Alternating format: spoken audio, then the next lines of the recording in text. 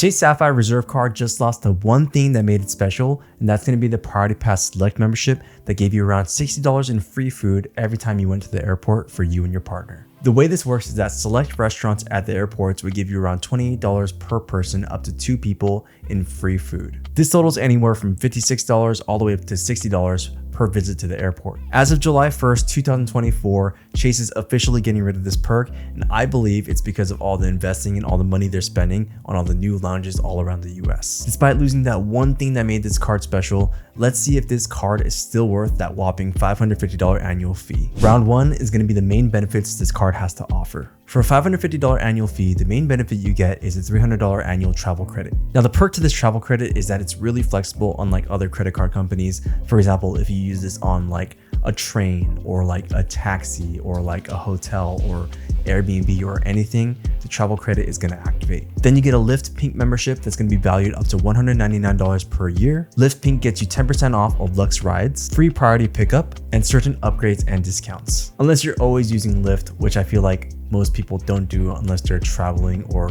maybe you live in a city that just requires a lot of Lyft access, then I don't think many people will benefit from this. But like I said, if you're someone that always needs a rideshare app, then I think this is going to be beneficial for you. You get a Dash Pass subscription that's going to be worth up to $120 per year. Dash Pass gives you $0 in delivery fees, and I think it discounts some of the transaction fees whenever you buy food. I think food is always a viable option for everyone to use because we all eat food and we all love to eat. You also get a monthly DoorDash credit of up to $5 per month. This totals $60 per year. You get an Instacart Plus membership that gives you the value of $99 per year. You get free deliveries and also lower transaction fees when you have Instacart Plus. You also get a monthly Instacart credit of up to $15 per month. That's going to equal to $180 in Instacart credits per year. You also get Priority Pass, but like we mentioned in the previous section of this video, you no longer get Priority Pass Select, which give you the restaurant access, and that's going to be as of July 1st, 2024. So assuming that you use all the benefits to the card, and let's just exclude Priority Pass because every card has Priority Pass these days.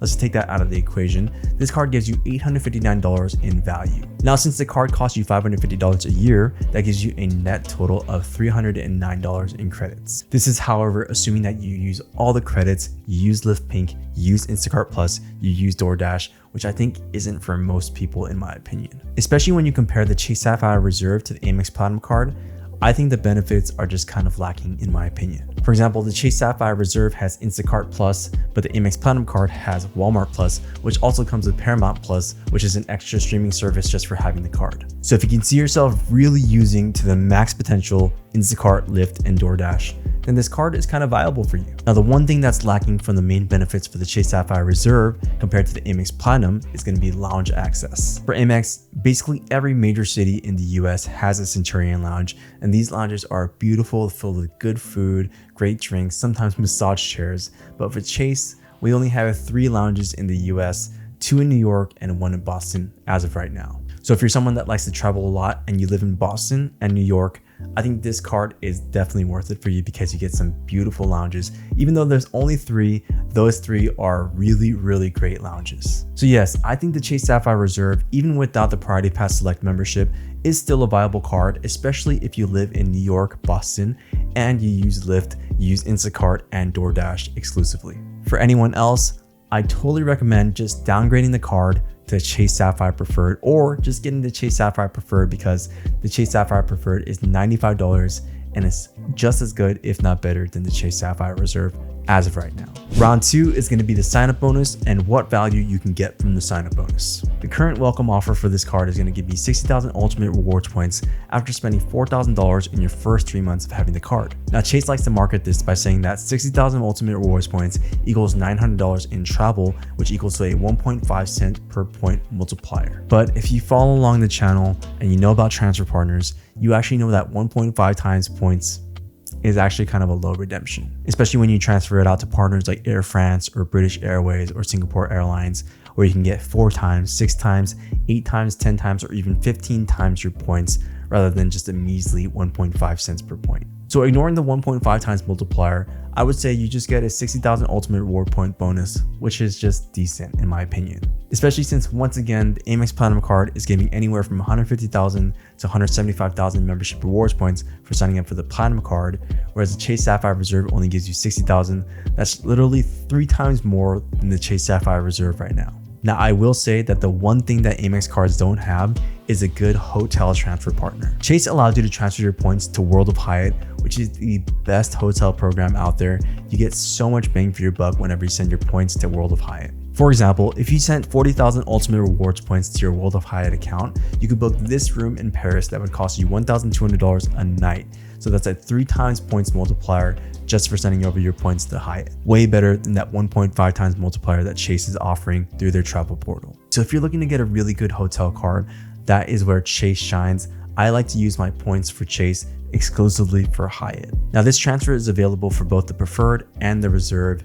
And honestly, you just want to go for the preferred right now because the reserve is just so downgraded, especially for $550. Just go for the preferred. And not to mention that the Chase Sapphire Preferred has the exact same sign-up bonus, 60,000 Ultimate Rewards points after spending $4,000 in your first 3 months. Round 3 is going to be the card multipliers. You get 5 times points on flights booked through Chase Travel. You get 10 times points on hotels booked through Chase Travel. You get 3 times points at restaurants and delivery apps, 3 times points on any broad travel category, and 10 times points on Chase dining purchases. The main reasons why I think that these multipliers are pretty awful is for one reason, you have to use the Chase Ultimate Rewards portal to book your flights and your hotels. If you don't book your flights and your hotels on the Chase portal, then you only get 3 times points back for that broad travel category, which is pretty bad. Now, this would be fine usually, but most credit card portals have inflated prices.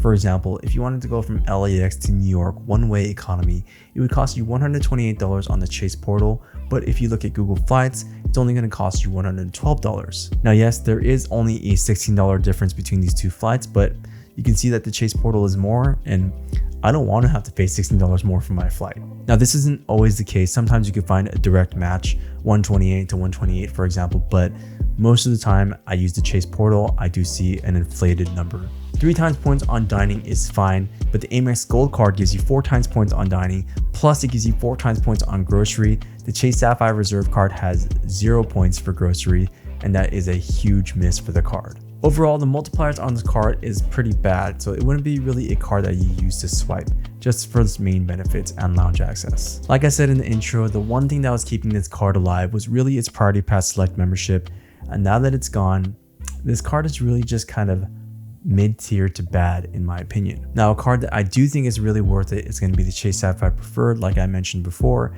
it's just going to be $95. It doesn't have that many benefits on it, but you're only paying $95, and really the main benefit of having Chase cards in general is just for you to transfer your points to Hyatt, and the Chase Sapphire Preferred allows you to do that as well. What I think is beneficial for everyone is to just have like one Chase card that's for hotels, and get the AMEX card, the AMEX Gold card, and the AMEX Platinum card for your luxury travel services right there. And that will give you everything. Not to mention, the Priority Pass from AMEX Platinum gives you access to the Chase Sapphire lounges in New York and in Boston and in Hong Kong. Even with AMEX, you can use the Chase Sapphire lounges, so there really is no benefit of having a Chase card other than being able to transfer your points to World of Hyatt. Not to mention that the Chase Sapphire Preferred card actually has multipliers for grocery, so that's just an added benefit. And yes, it's only online grocery, but hey, it's still something. If you want a full summary of the Chase Sapphire Preferred card, make sure to check out this video. I don't know which one it is, but make sure to check out any of these videos right here if you want an in-depth summary of the Chase Sapphire Preferred card. Overall, if you're looking for a luxury travel card that gives you really great benefits, the AMEX Platinum and the AMEX Gold combo is a can't be beat option. Now, if you want to know more about these cards, then check out the video over here if you want to learn more about those two cards. So what do you guys think? Are you guys going to get the Chase Sapphire Reserve? If you have it, are you going to cancel it? Are you going to keep it? Let me know down in the comments below. Thank you guys so much for watching. I hope you guys found it informative and helpful. And yeah, I will see you guys on the next one. Woo!